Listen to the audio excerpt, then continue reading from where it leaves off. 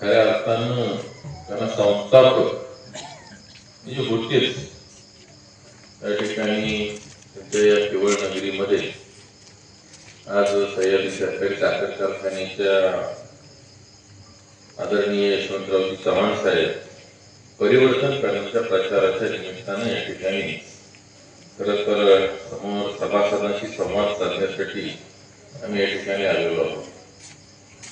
खरं तर आज बऱ्यापैकी आबांनी सुद्धा या ठिकाणी सांगितलं की नानांनी कशा पद्धतीनं या ठिकाणी या सह्याद्री सहकारी साखर कारखान्याची उभारणीचा इतिहास या ठिकाणी सांगितला.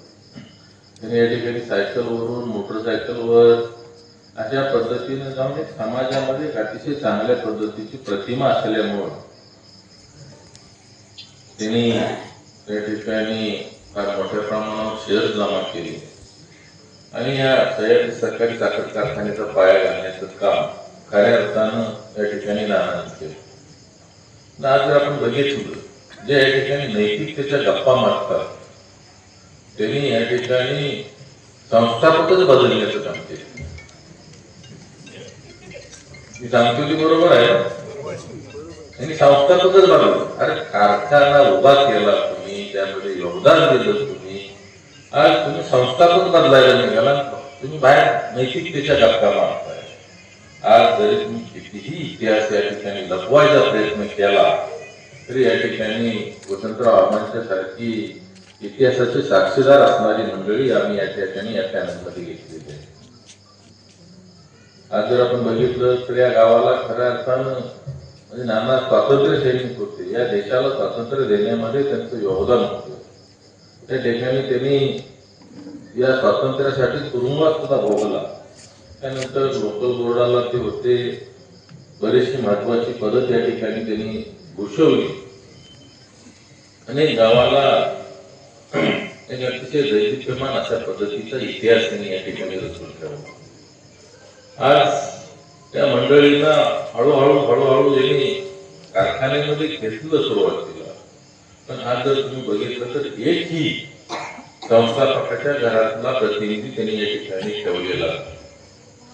आज जर आपल्या यशवंतराव चव्हाण परिवर्तन पॅनलमध्ये जर बघितलं तर या ठिकाणी ज्यांचे मला सुद्धा ज्यांच्याविषयी आदर आहे, या ठिकाणी जे अशोकरावजी केवळकर साळुंके पाटील ते आहेत, त्यांच्याविषयी गावामध्ये सुद्धा माझ्या माहितीप्रमाणे कधीही कोणाला पलीकडे न म्हटलेलं असं हे व्यक्तिमत्व आहे. अतिशय चांगल्या पद्धतीची इमेज स्वतःची जपून एक अतिशय चांगला स्वभाव असणारा अशा पद्धतीचं हे व्यक्तिमत्व यांना पण या ठिकाणी या सह्याद्री सहकारी साखर कारखान्यामध्ये उमेदवारी दिली. त्याच पद्धतीनं पेरल्याचे मुख्यमंत्री झाले आणि त्यानंतर त्या पश्चिम महाराष्ट्राची धुरा आदरणीय चंद्रकांत दादांच्या खांद्यावर आली आणि त्यावेळेला आम्ही भारतीय जनता पार्टी जॉईन करतानाच त्यांना सांगितलं होतं की आमच्या विभागातली आमच्या पी.डी. पाटील साहेबांनी स्वप्न बघितलं होतं खांबेरवाड त्यांच्या पोराच्या काही ते पूर्ण नाही झालं, त्यामुळं आम्हाला ते स्वप्न पूर्ण करायचे आणि आम्हाला जे पाण्यापासून आमची जी काय पूर्व विभागातील लोक आहेत त्यांना आम्हाला पाणी द्यायचं आणि त्या भूमिकेतून कराड सर्किट हाऊसला पहिली मिटिंग झाली आणि त्यानंतर खऱ्या अर्थाने ह्या योजनेला हळूहळू गती मिळाली आणि त्या माध्यमातून या ठिकाणी प्रत्येक वर्षी तुम्ही जर बघितलं तर प्रत्येक वर्षी या योजनासाठी आपण पैसे दिलेले आहेत. सुद्धा वेळेत गेला पाहिजे. आता जे आहे ते क्षेत्राचं जर आपण बघितलं तर सांगितलं घालवावं लागतं अशी परिस्थिती आहे आणि ह्याला निवड जर म्हणाल तर या ठिकाणी हा जो काही गलथान कारभार आहे त्या कारखान्याचा जो चाललेला हा सगळ्यांना कारणीभूत आहे. आज जर आपण बघितलं तर कुठल्याही कारखान्याचे एक्सपान्शन 3.5 वर्ष ज्यांच्याकडे पैसे येतात, एखाद्याकडे जर पैसेच नाही, कर्ज मंजूर नाही, अशा ठिकाणी कामं लांबलेली आपल्याला पाहायला मिळतात. पण तुमचं या ठिकाणी जिल्हा बँकेमध्ये 418 कोटी मंजूर आहे, या ठिकाणी डिस्टिलरीसाठी 131 कोटी मंजूर आहे. सगळं असून सुद्धा या ठिकाणी तुम्हाला वेळेत हे प्रोजेक्ट पूर्ण करता आले नाही. आज 3.5 वर्ष झाली तुम्ही एक्सपान्शन करताय, परंतु या 3.5 वर्षामध्ये आपल्याला परवा घाई गडबडीत त्या ठिकाणी बॉयलरची ट्रायल घ्यायला गेली, माग वादळात आमदार परवा बॉयलरची ट्रायल घ्यायला गेले, ESP फुटला, आता त्यात कारखान्याची सत्ता जात नाही. म्हणजे निसर्गाला सुद्धा या गोष्टी मान्य नाही. त्यामुळं आज सभासदांनी या ठिकाणी मनामध्ये घेतलेलं आहे. कारण मागच्या वेळेला जर बघितलं तर मी उमेदवार म्हणून जेवढा पडलो तेवढंच तुम्ही मतदार स्वतः उमेदवार म्हणून पाळलेला आहे. आणि त्यावेळेला आपल्याला ही 35 वर्षाची सत्ता या ठिकाणी हलवता आली. मला आज सुद्धा 5-10% लोक भेटतात, तेव्हा आम्हाला तर वाटतच नव्हतं इथं बदल होईल. त्यामुळे आम्हाला तुम्हाला मत द्यायची इच्छा असून आम्ही दिलं नाही. पण आता बदल झालाय त्यामुळे कारखाने लेवल 100% आम्ही तुम्हाला मत द्यायला. ही जी काय भूमिका आहे त्यामुळे आपल्याला 100% ह्या कारखान्याच्या बाबतीत अतिशय चांगल्या पद्धतीचा रिस्पॉन्स आहे. मी काल सातारा विभागाचा माझा दौरा केलेला आहे, कोरेगाव विभागाचा दौरा केलेला आहे, खटाव तालुक्याचा दौरा केलेला आहे. आज या ठिकाणी आपल्या या मसूर विभागामध्ये आजच्या या दौऱ्याला अतिशय प्रचंड अशा पद्धतीचा सभासदांमधून उत्स्फूर्त असा प्रतिसाद. कारखाना सुद्धा त्याला की चव्हाण साहेब असतील, आपले केवळकर नाना असतील, या मंडळींनी केला कारखाना. ते म्हणू शकत नाही की आम्ही कारखाना उभा केला किंवा काय. तुम्हाला नीट काय ते चालवायला सुद्धा जमलं. आज तुमच्या मागणं कृष्णा एका वर्षामध्ये फक्त 250 कोटी 13,000 टनांना कारखाना चालवला. तुम्ही 418 कोटी दिले, म्हणजे 150 कोटी पेक्षा जास्त, म्हणजे 158 कोटी रुपये तुम्ही ज्यादा दिले, म्हणजे फिरवून घेतली. दिले नाही त्याला कशाला दिले. तरी सुद्धा तुम्हाला या ठिकाणी आज 3.5 वर्ष झाली, तुम्हाला आजपर्यंत ते एक्सपान्शन चालू करता आलं नाही. आज 2 वर्षामध्ये जे आपली उसाची खरपट झाली ती या ठिकाणी त्या नाकर्तेपणामुळे या ठिकाणी ती उसाची खरपट झालेली आहे. आज मला माहिती आहे त्या गावामध्ये कृष्णा काटाव चालवलं म्हणजे काय फार मोठं रॉकेट सायन्स नाही. कर्जातनं हा कारखाना आम्ही लवकरात लवकर बाहेर सुद्धा काढू. चांगल्या पद्धतीचा महाराष्ट्रामध्ये 1 नंबरचा दर सुद्धा 100% आम्ही तुम्हाला. त्यात आमच्याकडे कॉन्फिडन्स आहे. 12 महिन्याच्या उसाला 3,051 रुपये दर दिले. तिथं तुम्हाला 20 महिन्याच्या उसाला 3100, म्हणजे 8 महिने सांभाळायचे पैसे किती मिळाले तर फक्त 49 रुपये टन आला. अहो 8 महिन्यात त्या साखर किती तयार होती. हे जर सगळं कॅल्क्युलेशन जर केलं तर या ठिकाणी आपल्याला 100% गंडवलं जातंय. आणि ह्या वेळेला आपल्याला गंडायचं नाही, एवढं आपण लक्षात ठेवणं हे फार गरजेचं आहे. त्यांनी जे प्रपोजल केलं आणि ते शुगर संचालकाला जे पाठवलं आणि त्याच्यानंतर ते काही दिवस पेंडिंग पडलं आणि त्याच्यानंतर पार्टेकराला आम्ही एक प्रपोजल केलं, तेही पुन्हा पेंडिंग पडलं आणि यशवंतराव चव्हाणांनी मध्यस्थी करून दोन्ही प्रकरणाची एक प्रकरण करून शिरोडची जागा निश्चित केली, पारण्याची कॅन्सल केली, कोडेगावची कॅन्सल केली आणि मध्यवर्ती दोघांचं ऐकून दोघांची निम्मी माणसं कोरोनात घेतली. ही मीटिंग नगरपालिकेत झाली. त्यातली किती माणसं नगरपालिकेत होती आहे का? होतं का कोण? आम्हाला केला.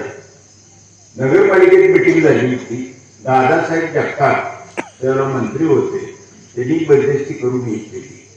म्हणजे मला सांगायचं थोडक्यात असं आहे की ह्या सगळ्या कारखान्याच्या उत्पत्तीचा म्हणजे निर्माण करण्याचा कष्ट केल्याचा काम सगळं मुकुराना चोळकर, वार्डेकरराव आणि R.D. पाटलांनी केलं आहे.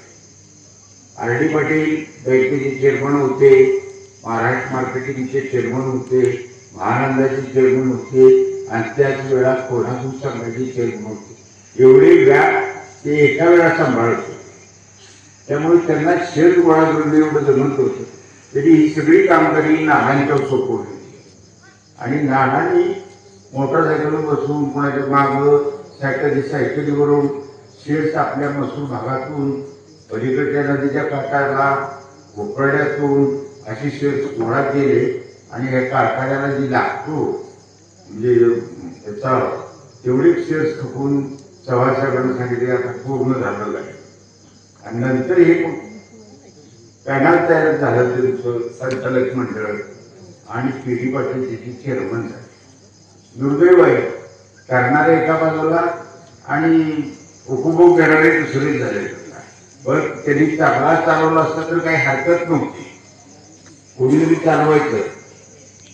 परंतु त्यांनी तो कारखाना आपला स्वतःच्या मालकीचा असं समजून आता त्याची वाटचाल चालू आहे.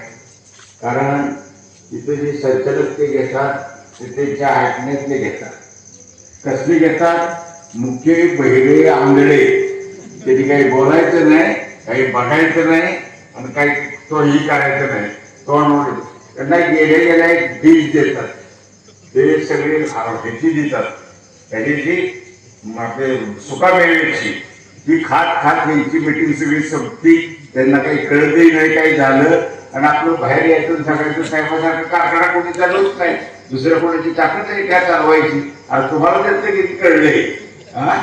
अहो गोष्ट अशी आहे की सहकार खात्याचा एक कायदा निघाला की एका माणसाला 10 वर्ष सलग एका संस्थेचं चेअरमन राहता येणार नाही. आता हा यांना लागू पडला कायदा, पण यांनी बोर्डात कुणाला सांगितलं नाही. हळूच राजीनामा दिला, प्रोसिडिंगला मंजूर केला आणि आबा पाटेकरांची कवा नेमणूक केली त्याला 3 महिने कळलं नाही. त्यांच्या सह्या सुद्धा लवकर घेतल्या नाही आणि नंतर कळलं की आबा पाटेकर आता गेले 6 महिने चेअरमन आहेत. आता 6 महिन्यानंतर ते बंद होते आणि पुढा चेअर होते आणि इतकी गुप्तता तिथं पाळली जात होती. अशा परिस्थितीत तो स्वतःच्या मालकीचा आहे असं समजून कारभार चालला. आता मी जास्त काही बोलत नाही, कारण समजून गावातले गट तट बाजूला ठेवून, कारण तुमच्या गावात एक असा माणूस होऊन गेला त्याचा तुम्हाला अभिमान पाहिजे की ज्यांनी आयुष्यभर निस्वार्थपणानं काम केलं, स्वातंत्र्याचं काम केलं, अनेक संस्था उभारणीचं काम केलं, श्रमदान शाळा कारखाने उभारणीचं काम केलं, वडा दूध संघ उभारणीचं काम केलं आणि त्या कारखान्यासाठी सगळ्यात मोठं योगदान असेल तर ते नानांचं आहे. आणि त्याला कुठंतरी तुम्ही दाद दिली पाहिजे. त्या तुमच्या शेवटकर मंडळींनी गावात तुमच्या काही दुसरा उमेदवार माझ्या माहिती पडलं नाही की बाबा मला त्याच्यासाठी तिकडं जावं लागणार आहे अशी काही बाब नाही. तर तुम्हाला नानांच्या बद्दल जर खरोखरच आज जर काही कुठं थोडंसं प्रेम असलं आणि जाणीव असली तर मला वाटतंय 100% मतदान हे अशोकराव साळुंखेला झालं पाहिजे. एवढं बोलून मी म्हणतो. धन्यवाद. गोळा केले आणि ह्या भागात कसं होतं, लोकांचा विश्वास एवढा होता यांच्याबरोबर. जिल्हा लोकल बोर्डावर सुद्धा नाना होते, त्यामुळे लोक ज्यावेळेस नाना जात होते शेत गोळा करायला, जिल्हा नंतर बँकेचे असतील किंवा सांगायचे असतील किंवा कारखान्याचे असतील, लोक यांच्या विश्वास ठेवून लगेच शेत देत होते. म्हणजे कारखान्याचं स्थापनेचं काळ म्हणजे आबा सांगतील बाबा 4 ते 5 वर्ष काम चालू होतं, पण शेअर्स जमा होत नव्हते. ज्यावेळेस पवार साहेबांनी सांगितलं नाना तुमच्याशिवाय शेअर्स गोळा होणार नाही, त्यावेळेस नानाने 3च महिन्यात केलं शेअर्स गोळा केलं. पण ह्या परिसरातल्या लोकांचा म्हणजे विश्वास होता तेवढा.